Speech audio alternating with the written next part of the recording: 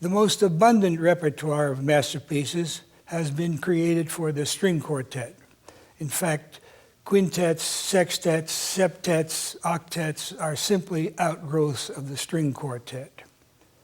In the string quartet, somehow it's different.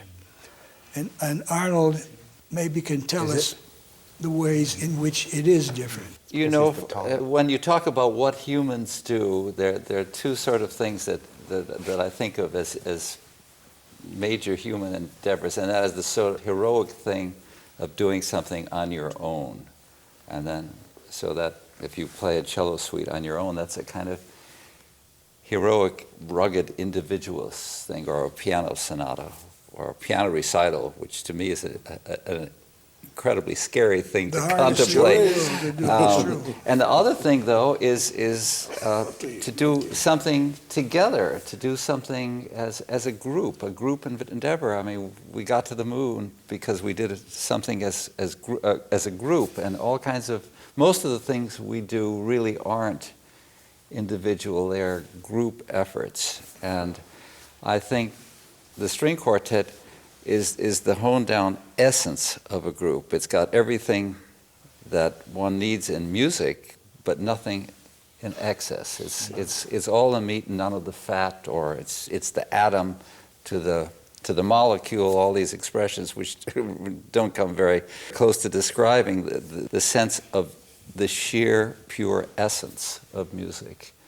And that's probably one of the reasons why it's so hard, because it's completely connected, interdependent, whereas speaking of trios, yes, it's chamber music, and you have to work very hard to play together and think together, but you can go off on these flights of soloistic fancy very often. I would like to ask you what you think happened to change the situation from the time when the Joachim Quartet, which was the paradigm named after Joachim, which led to the Flonzalais Quartet, to the Lehner Quartet, to the Busch Quartet, to that quartet, I don't know which other quartets, bearing the name of their first violin.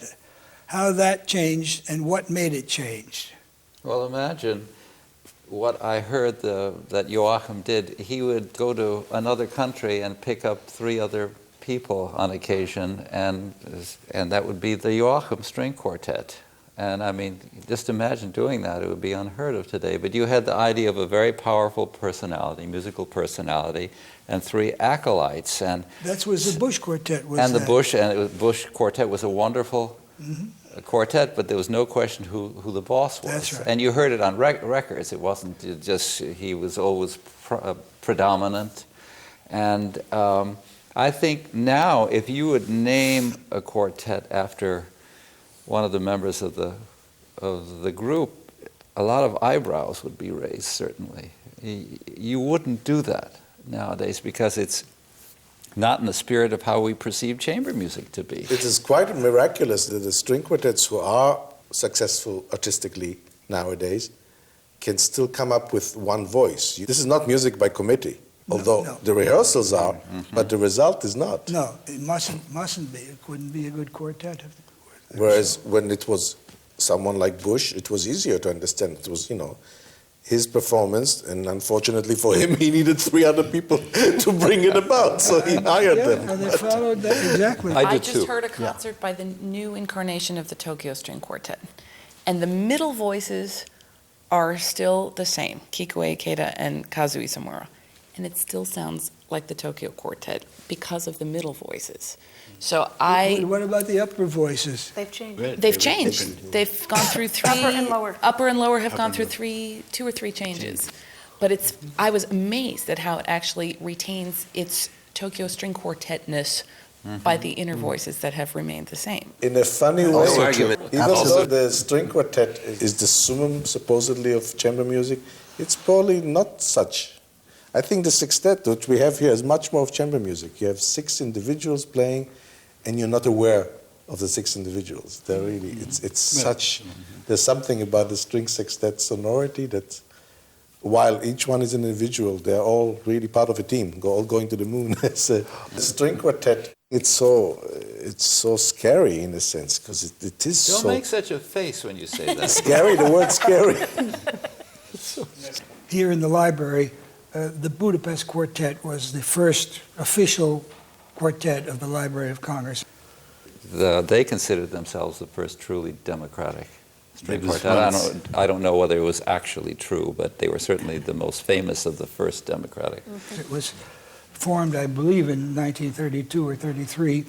By 1937, they had instigated a series of radio programs across the United States. That's the first time that string quartets were heard that way in the United States. So it's no wonder that they became the string quartet of its time. Thanks to the library, thanks to Sasha Schneider and the promotion of things, thanks to the fact that they were a great, great quartet. But that all started and happened here.